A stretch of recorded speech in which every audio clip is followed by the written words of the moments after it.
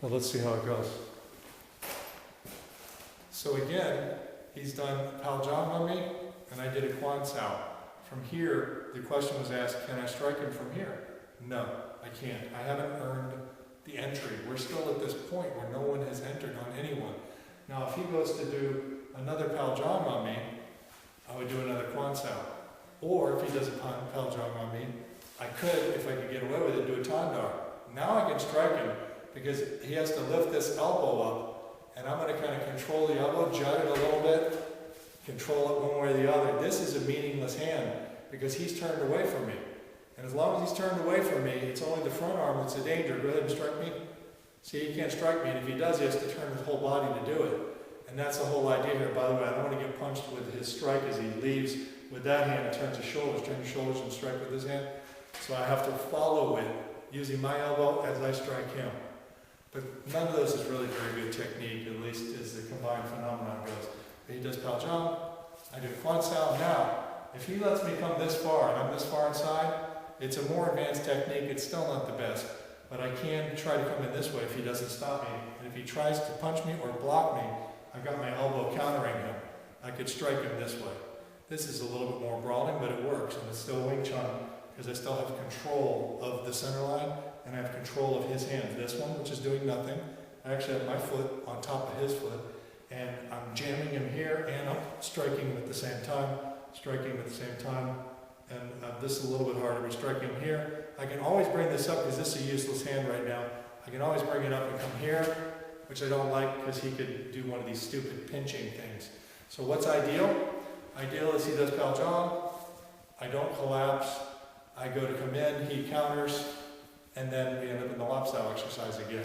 So again, Pal Jong, step back a little bit, and he goes to either Pal Jong, he goes to Pal Jong me again, even if I don't do anything. And look, let's do it a little slower though, okay?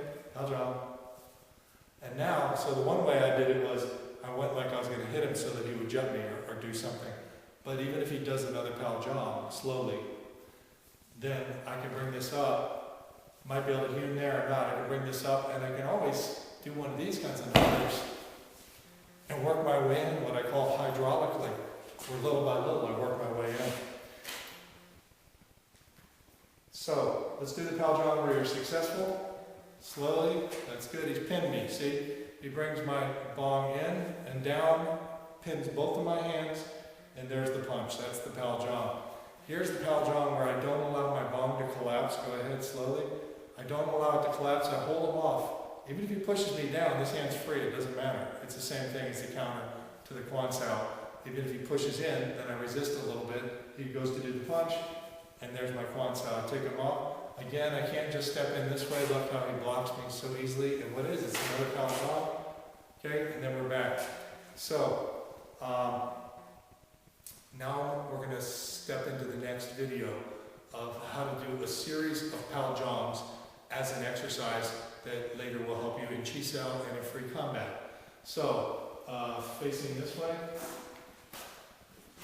and he's going to Pal Jong me, and I do the Quan Sao, and I step back, and he's going to Pal Jong me again, and I do the Quan Sao, and again.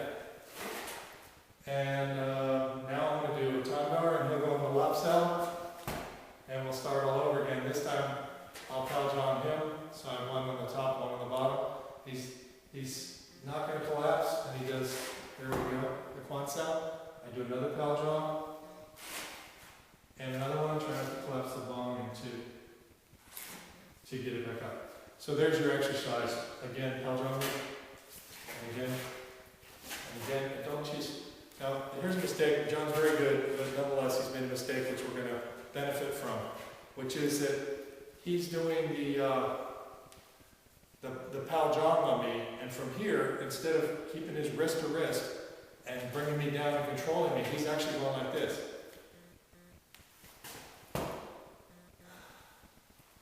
No, do please. Okay? So, Pal Jong is done this way. Here, driving down at the wrist, controlling both hands. Now you're in there nice. Boom! Give me something. Give him something. Now, he does a Pal Jong on me. Oh, didn't give me none. Pal Jong. oh, you missed your opportunity. So now with a pal jog, you can do your quad cell. You can also be here. There's nothing wrong with that. It's just fine. And from here again, you know, I can do so much because I can make circles, these little circles. One of the other very nice Sifus on YouTube has talked about circles. And here's a really great, very appropriate way to use circles. And that's another story we'll get into, but I might as well talk a little bit about it. If he goes to come in really strong toward me, I may allow a slight circle and then come in there. But you notice how I controlled his arm the entire way with my arm. So there's your Wing Chun because I'm inside and controlling. One of the things we do in the Wing Chun is we always control the other individual before we come in.